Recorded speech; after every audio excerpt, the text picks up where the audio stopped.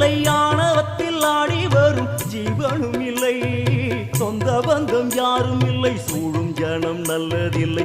உன்னை என்று இவ்வுலகில் வல்லதொரு தெய்வம் இல்லை. தடுமாறி திருக்கோயில் வந்தேன் அம்மா, அம்மா ஜெகதீஸ்வரி, உந்தன் குழந்தை என்னை ஆதரி.